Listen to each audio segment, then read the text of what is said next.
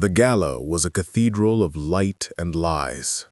Crystal chandeliers dripped from the ceiling, each prism throwing rainbows onto the polished floor, a floor I knew the intimate texture of, having mopped 1,000 like it. The air was thick with the scent of expensive perfume, seared scallops, and a low, thrumming avarice disguised as philanthropy. I stood just inside the ballroom, my one good suit feeling like a costume borrowed from a larger, more important man. In my hand, the embossed invitation trembled. Not from fear. My nerves were steady as stone. It was the memory that shook me. A ghost of my daughter's laughter, the way she'd giggle at something small and silly, a sound that had been extinguished from the world for 15 years. They called this the Hale Foundation Annual Gala of Hope. I called it the night I would watch a man's soul curdle in his chest. My name's Arthur. I'm 79 years old. For 40 of those years, I was a school janitor. It's honest work. Your hands learn the heft of a wrench, the slick slide of a wet mop, the satisfying squeak of a freshly cleaned floor. You learn to see the traces people leave behind, a scuff mark from a frantic run, a gum wrapper tucked behind a radiator, the quiet, lonely tear stains on a desk after everyone has gone home. I was good at reading those traces. I never thought that skill would become my weapon. My daughter, Claire, was the bright, brilliant light in our small, tidy house. She had her mother's eyes, wide and trusting, the color of summer sky, and a mind that was all her own. Scholarship kid, straight A's, the kind of teachers would stop me in the hallway to brag about. She saw the good in people, believed in fairness with a ferocity that was her greatest strength and her most fatal flaw. 15 years ago, she landed a coveted internship at the Hale Foundation here in town. It was the opportunity of a lifetime. Martin Hale, the director, was a local saint. Plaques with his name adorned half the buildings in the city center. He was always in the paper, cutting a ribbon, shaking a hand, his smile a perfect, polished tool. Everyone loved Martin. Everyone donated. Claire trusted him implicitly. He was the one who didn't. The memory of the phone call is a splinter lodged deep in my heart, a constant, low-grade ache that flared into agony on nights like this. It was late. Her voice was a shredded, broken thing on the other end of the line, a sound I'd never heard from my strong, bright girl. "Daddy?" A wet, hitching sob. He said it was my fault, that I'd misunderstood. She told me in fragments that tore at my soul how he'd isolated her after a work event, his charm curdling into something possessive and demanding, how he'd used his power, his position to pressure her, and then, when she'd frozen, terrified, he'd taken what he wanted. Afterward, he was all cold professionalism. A misunderstanding. Don't be dramatic. Think of your future here. She tried to fight. God, my Claire was a fighter. She went through the proper channels, to the HR director who was Martin's golf buddy, to the board members whose names were on the building he'd gotten them to fund. They closed ranks around him, a phalanx of suits and silence. Her reputation was quietly, efficiently dismantled. She became difficult, emotional, a poor fit. The promised job offer evaporated. Other opportunities dried up. I watched the light in her gutter and die. She left town a year later, a hollowed-out version of the girl who'd left for college with a trunk full of books and dreams. The next decade was a slow-motion collapse, a string of temp jobs in cities far from here, phone calls that grew shorter, the spaces between them longer. Her voice took on a thin, reedy quality, slurred by drink she used to try and fill the emptiness he'd carved out of her. She drank herself thin, her face becoming a pale, sharp echo of the vibrant woman she should have been. Then, one long gray winter, she stopped answering my calls altogether. The silence was a physical weight in my house. It took 3 days for the police to find her. The coroner's report was clinical, sterile. Accidental overdose, a combination of alcohol and prescription pills. They called it a tragedy. I called it murder. Martin Hale held the knife, but it had taken 15 years for the wound to finally bleed out. The world didn't end with a bang. It just emptied. The colors leached out of everything. The house was too quiet, the silence a presence that sat in Claire's old chair, slept in her unused bed. Grief does strange, terrible things to a man. In the raw, early days, my mind was a cinema of violent, childish fantasies. I'd picture blowing up his sleek, imported car. I'd imagine lighting his corner office on fire, watching the glass windows crack in the heat. They were silly, ragged dreams, born of an animal pain that wanted only to rend and tear. But that wasn't the man I was, and it wasn't the justice Claire deserved. A quick, violent end was too good for him. It was messy, unrefined. He hadn't been violent with Claire, he'd been corrosive. He hadn't broken her bones, he had shattered her spirit. I wanted his ruin to be a mirror of her collapse, public, precise, and agonizingly slow. I wanted him to feel the ground crumble beneath his feet, inch by inch, until there was nowhere left to stand. So, I decided to watch. For 10 years, I watched. It started small. I'd read the society pages, noting his appearances.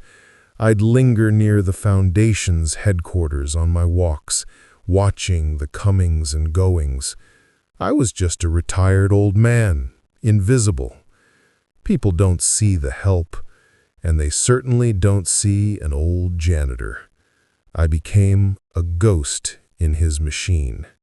I learned his pattern. The public face was all charm, a well-rehearsed performance for donors. But behind closed doors, the mask slipped. He was a man of casual cruelties, a short temper with subordinates, a predatory eye for young, vulnerable women who admired him. And he was arrogant, so terribly arrogant. He kept backups, digital and physical, a trail of emails, hotel reservations, a little black book that was a ledger of his transgressions. He thought he was untouchable, that his money and status were a shield. He didn't understand that the most dangerous enemy is not the one who rushes you with a knife, but the one who stands patiently in the shadows, learning the rhythm of your heartbeat. I began to gather the pieces. This was not pretty work. It was the work of a grave robber, sifting through the dirt of a man's life. I found women he'd used and discarded. It took patience. A chance meeting at a coffee shop near where one of them worked. A carefully worded comment in a support group forum. I'd say Claire's name, and I'd see the flicker of recognition, of shared pain in their eyes. I trusted them with our truth, and slowly, haltingly, they trusted me with fragments of theirs. A saved email, a text message screenshot, a memory of a hotel room that smelled of his cologne and her shame. I drove 2 states over to find an ex-assistant, a woman named Lena, who now lived in a cramped apartment that smelled of cat litter and regret. She'd been fired for incompetence after questioning an expense report.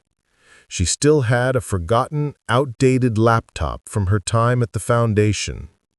It took me a week of sitting with her, drinking her weak tea, listening to her own story of ruin before she let me look at it.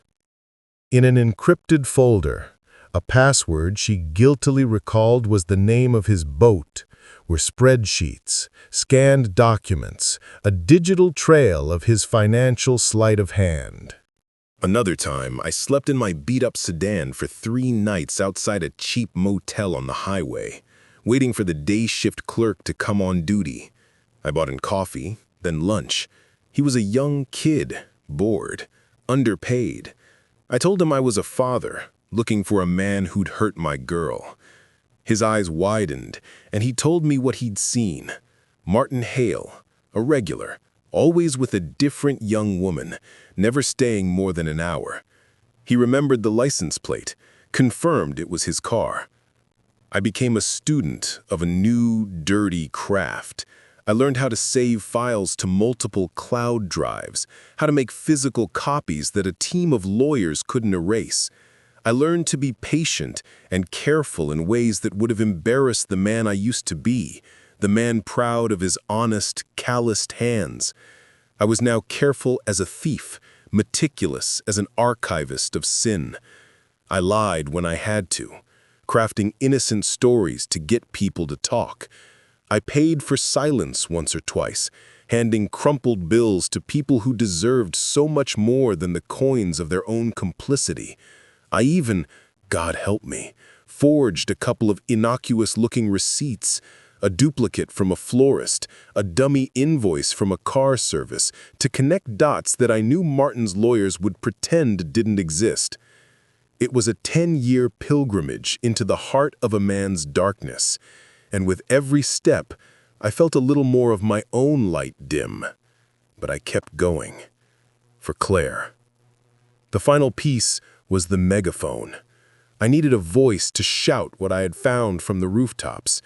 I found it in a young, hungry investigatory reporter named Anya Sharma.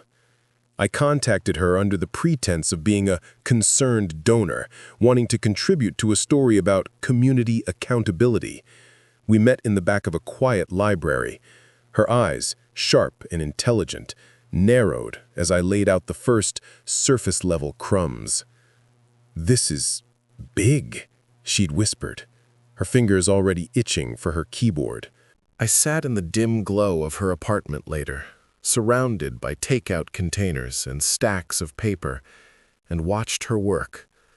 The click-clack of her keyboard was a prayer, the blue light of her screen a sacred flame. I fed her documents, names, dates.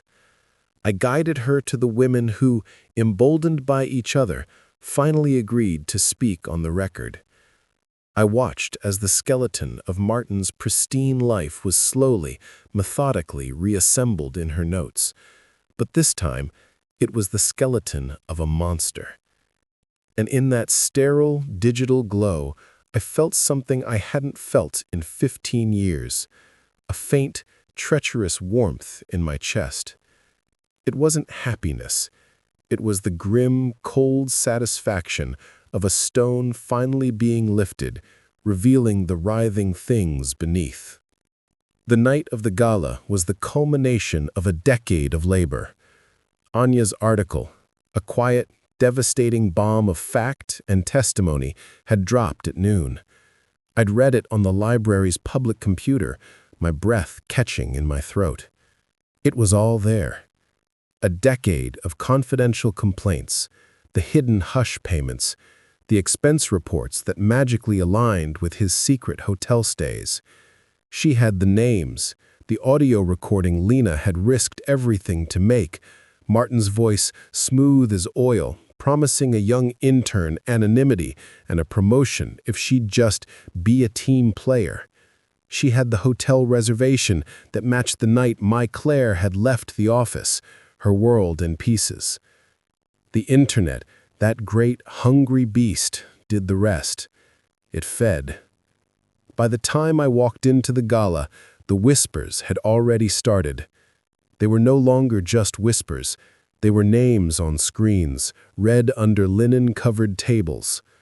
The ballroom, which hours before had smelled of ambition and champagne, now carried the distinct, metallic scent of panic.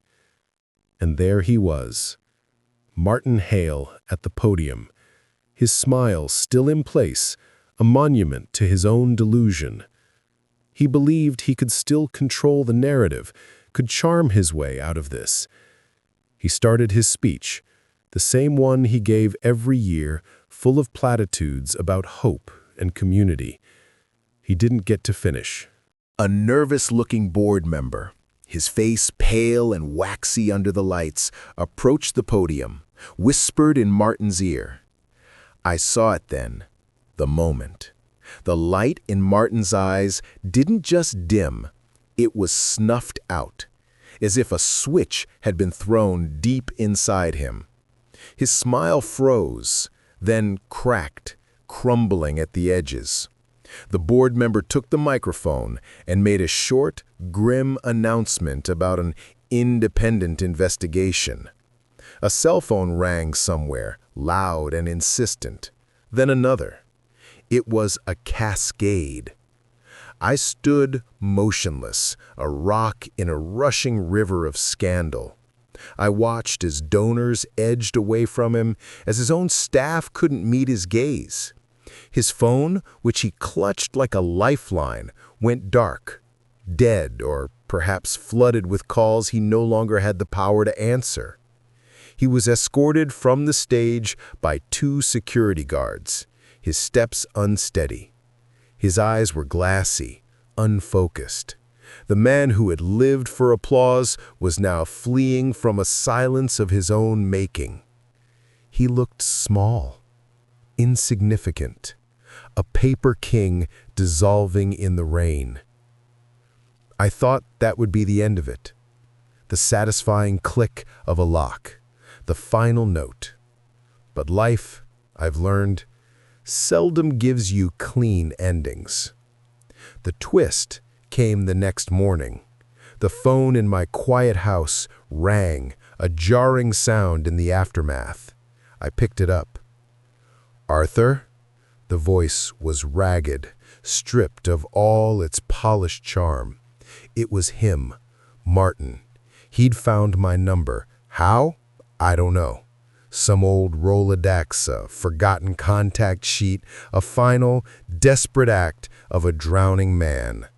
He begged. He used the same syntax I'd heard on that audio recording, the same soft, reasonable tone he'd once used to lure women into his web. It was a performance of contrition, a plea for one chance. "I can fix this," he whispered, the words slurred, maybe with drink, maybe with despair. Just get me a meeting with the reporter, one private conversation. I'll confess, on camera. I'll sign a full statement. I'll turn over everything."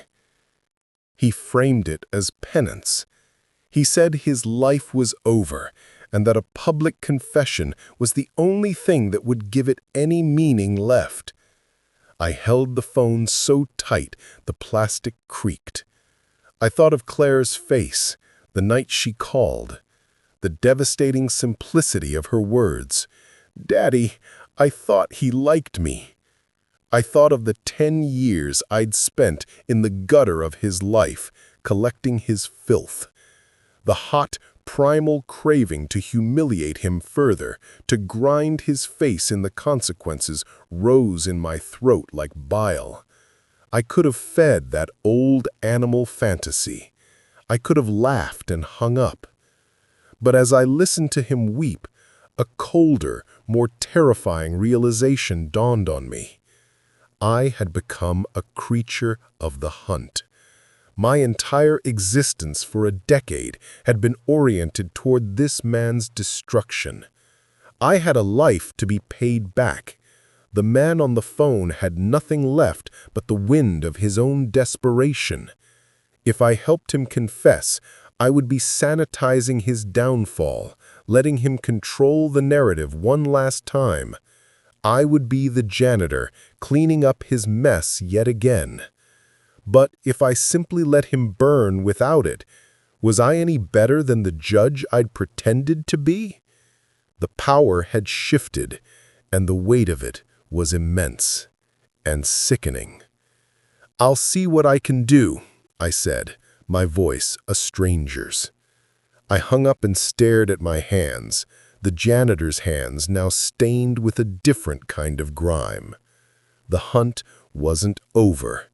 It had just entered its final, most dangerous phase. The silence after I hung up the phone was more profound than any I had ever known. It was the silence of a crossroad. My heart was a frantic drum against my ribs, but my mind was a clear, cold pool. Martin's offer of a confession was a trap. I was sure of it. Or if not a trap, a final act of manipulation. He would use the platform to spin, to justify, to paint himself as a flawed man seeking redemption, thereby robbing his victims of the stark, unvarnished truth of his actions. He wanted to control his ruin, to direct his own fall. I would not grant him that dignity.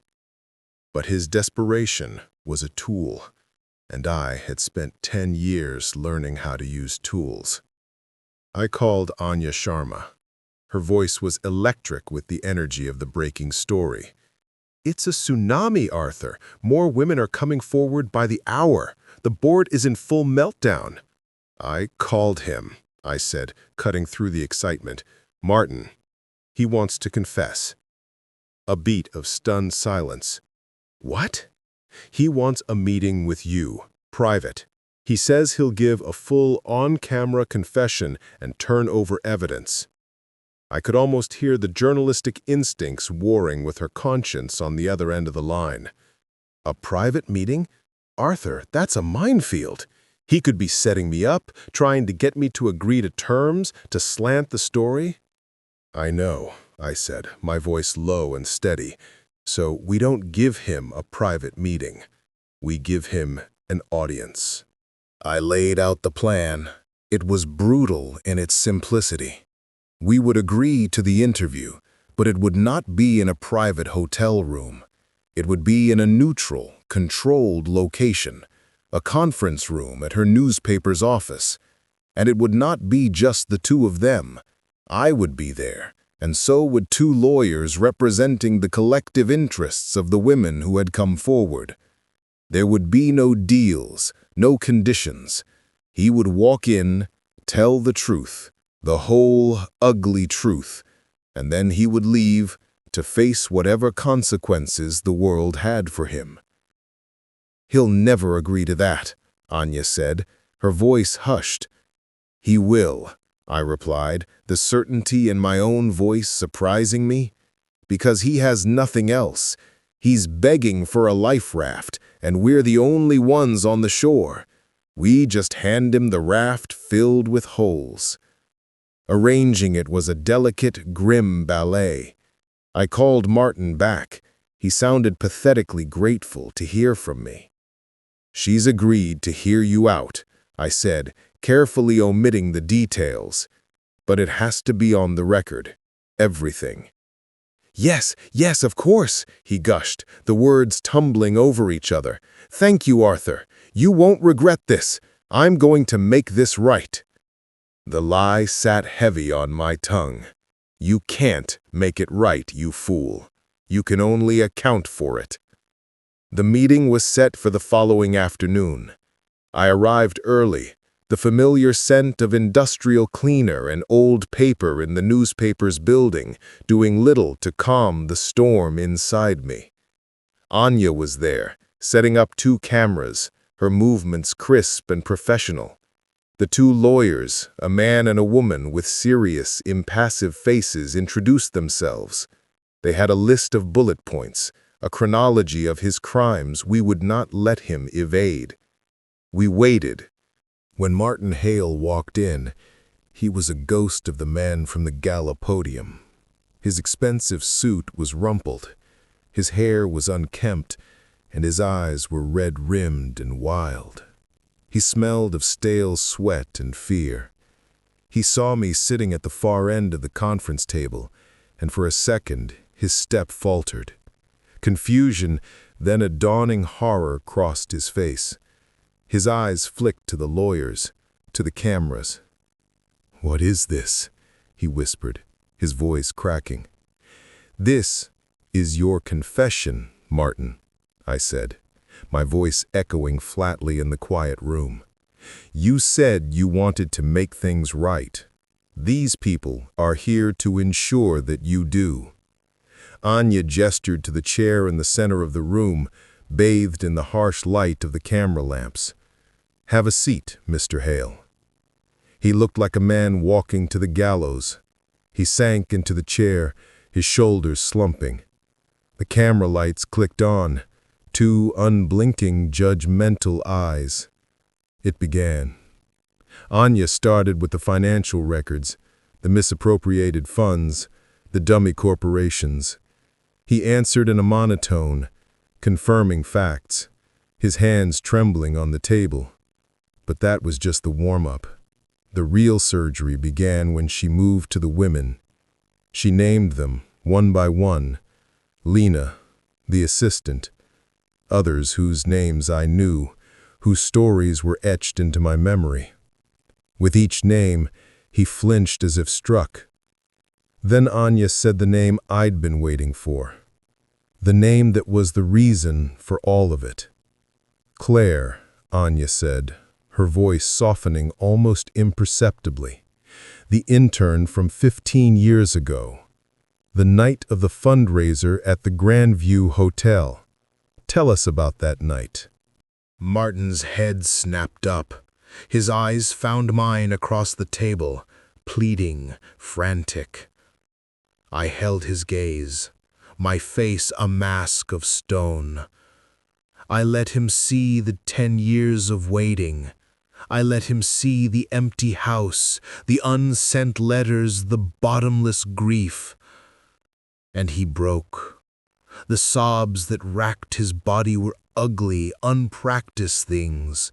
The polished charm was gone, the plausible deniability shattered. What was left was a small, pathetic man, finally cornered by the weight of his own wretchedness. I was weak," he choked out, the words barely intelligible. "She was so bright, so admiring. I liked that. I needed that." He described the isolation, the pressure, the chilling shift from mentor to predator. He admitted to using his position to threaten her, to smear her when she resisted. He named the board members he'd colluded with, the HR director he'd bribed with a bonus to bury the complaint. He offered details that made my stomach clench and my vision swim with a red mist of rage. The way he'd mocked her naivete to his friends, the cruel nickname they'd given her. I sat through it all. I forced myself to listen to the desecration of my daughter's spirit, to the clinical dissection of her destruction. It was the most painful hour of my life, a necessary torture. This was the truth, raw and unvarnished. This was the monster Claire had seen in that hotel room, and now the world would see it too. When he was done, he was a hollowed-out shell, weeping quietly into his hands. The lawyers had a sworn statement ready. They pushed it across the table to him. He signed it without looking, his hand shaking so violently the signature was a child's scrawl. The camera stopped. The room was silent, save for his ragged breathing. He looked up at me, his face a ruined landscape of tears and snot. "Are you satisfied?" he whispered, the question dripping with a final pathetic attempt at defiance. I stood up. My knees ached. My soul ached. I walked around the table until I was standing over him. He shrunk back in his chair. I didn't hit him. I didn't yell. I simply looked down at the man who had taken everything from me, and I said the last words I would ever speak to him. "No," I said, my voice quiet but absolute.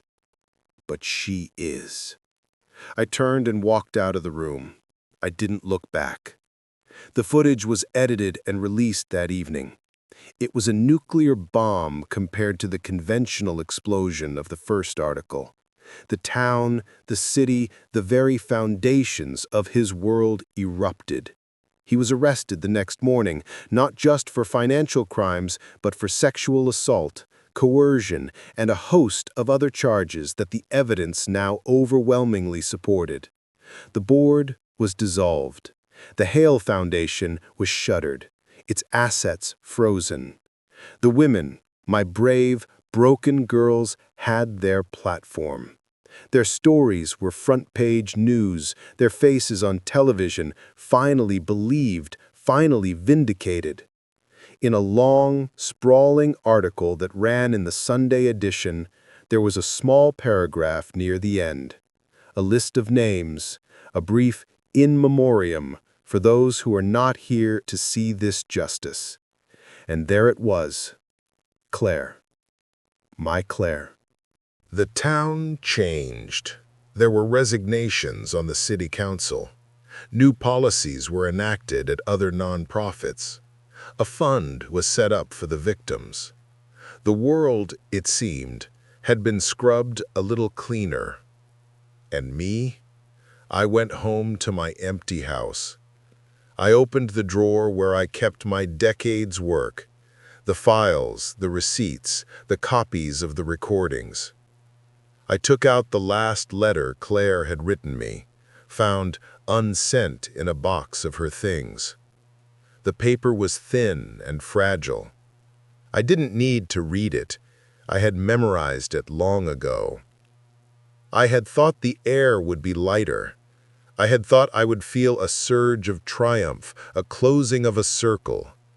Instead, I felt hollow, a deep, resonating emptiness in the places where my rage and my purpose had lived for so long. The hunt was over. The beast was caged. And I was just an old man in a quiet house with a drawer full of ghosts. The hollowness persisted. It was a physical sensation, a cavity in my chest where my heart had been replaced by a cold, still weight. The newspapers called it a victory for justice. The local news ran segments on the power of whistleblowers. Anya became a minor celebrity. Her career launched into the stratosphere. She called me once, her voice brimming with grateful energy, asking if I wanted to be involved in a follow-up piece, a look at the man behind the investigation. I declined. The thought of seeing my own face, my own story, twisted into a narrative made me nauseous. This was not my story, it was Claire's. I was just the instrument of its final chapter. For 3 weeks, I drifted through my small, ordered life. I mopped my own floors, the familiar motion bringing no comfort. I fixed a leaky faucet, my hands remembering the work, but my mind a million miles away. I had won. I had meticulously, ruthlessly won. So why did I feel like I had lost a part of myself in the process? The call from the local pastor, a gentleman named John, who had presided over Claire's sparsely attended funeral, was unexpected. "People are talking, Arthur," he said, his voice kind. "They know you were involved. They need to understand. They need to. Would you come speak? Just tell them why." I almost said no. What was there to say? But the hollow space inside me seemed to echo with the question. Maybe speaking it aloud would give it shape, would help me understand the strange ashes of my victory. The community hall was fuller than I expected. Not a crowd, but a respectful gathering of faces I half recognized from the grocery store, the library, from my years pushing a cart through school hallways. They weren't there for spectacle. They were there to listen. Anya was in the back, notebook in her lap, her presence a quiet support. I stood at the simple wooden podium, my hands gripping its edges. I didn't have notes. I just had the truth. I started with Claire. I told them about the girl with the sky-colored eyes and the brilliant mind. I told them about her trust, her belief in good. I didn't shy away from the details of her destruction. The quiet slander, the stolen future, the slow, agonizing fade into nothingness. I saw tears in the eyes of some of the women in the room. I saw grim nods of understanding from the men. Then I told them about the 10 years. I didn't paint myself as a hero. I told them about the lying, the paying for silence, the forged documents, the obsessive, all-consuming nature of the hunt. I confessed to the moments of doubt, to the fear that I was becoming a monster to slay a monster. I told them about the phone call, the begged confession, and the cold, calculated decision to corner him in that room and force the truth out of him. I didn't do it for justice, I said, my voice growing hoarse.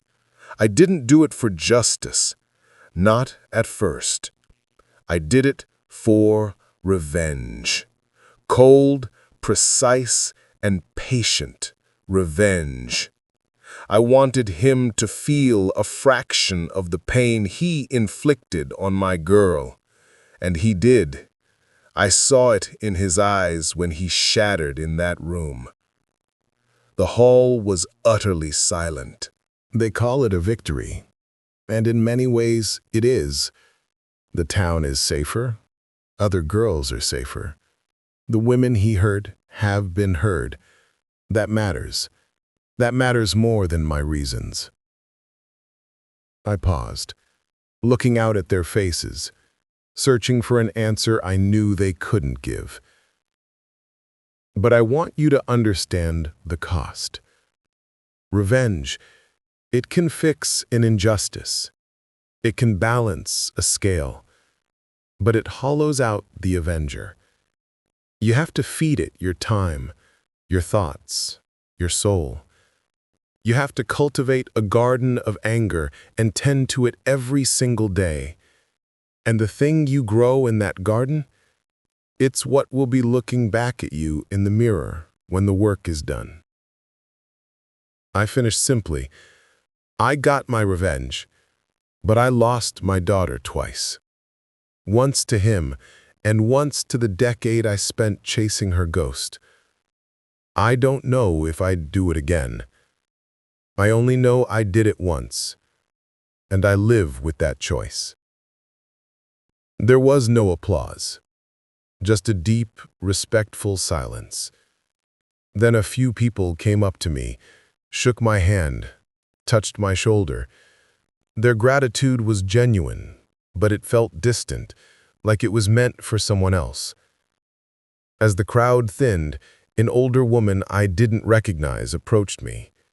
She had a kind, weathered face and eyes that held a deep, abiding sorrow. She didn't say anything. She just pressed a small, folded piece of cardstock into my hand, closed my fingers around it, and walked away. Puzzled, I waited until I was back in the silent sanctuary of my car to open it. It wasn't a card. It was a fragment of stationery, old and faded, the edges soft with age. The handwriting stopped my breath. It was Claire's. My heart hammered against my ribs. Where had this come from? How? I unfolded it with trembling hands. It wasn't a letter. It was just a single line, a phrase she must have written and abandoned, a thought captured and then discarded, a quote she'd liked, perhaps. The ink was faded, but the words were seared into my soul as I read them. Don't turn into what you can't forgive. The world tilted. I gripped the steering wheel, the paper crinkling in my fist. A sob, raw and unexpected, tore from my throat. Had she written this after what happened? Was this her fear for me? Her final desperate plea from beyond the grave? The line haunted me. It became the ghost in my house, the whisper in the silence. Had I? In my meticulous decade-long campaign, in my lies and my forgeries, and my cold satisfaction at his downfall, had I become a mirror of Martin Hale's own cruelty? He had used power to destroy. I had used patience. He had taken a life. I had dismantled one. Were we just two sides of the same corrupted coin? I stayed up nights, the folded note on my bedside table, and thought of the things I'd done. The judge in the case would have frowned upon my methods. I had broken my own moral code, the one I'd lived by for 70 years. I had won, and the prize was this hollowed-out feeling and a truth that was more complicated than any headline could capture. The monster I had fed my resolve to was indeed the monster that now looked back at me in the mirror. It wasn't a monster of violence, but one of calculation, a monster of ledgers and timelines, of traded secrets and purchased silences, a monster that could justify any action in the name of a greater good. The town moved on. New directors were appointed. The scandal faded from the front pages. Martin Hale pled guilty to a slew of charges and was sentenced to a long, long time in a place where his charm was worthless. The air was cleaner. The world was a little more just. But my house was still empty, and I was still an old man, sitting with the ghosts of his daughter and the man he used to be. So here is the truth, the one they don't print in the papers, the ugly, quiet truth that lives in the space between justice and revenge. Sometimes justice is clean and crisp, a verdict from a bench that sets the world right. And sometimes it's a long, dirty road that you have to walk with mud on your boots and blood on your hands. A road that leaves everyone, the victim, the avenger, the perpetrator, a little bloody, a little broken. I had my revenge. I served my justice. I paid a price I hadn't known was on the ticket. I look at Claire's note every day. Don't turn into what you can't forgive. I'm trying, my dear girl. I'm trying to forgive him for what he did to you. And I'm trying, God help me, to forgive myself for what I had to become to answer it. The work of a janitor is to clean up messes. I had spent my life cleaning up after others. In the end, I had created a mess of my own soul that no mop, no solvent could ever hope to clean. What's the most unexpected consequence of justice you've ever witnessed? When does the pursuit of a right cause become a wrong path? The line is often thinner than we think.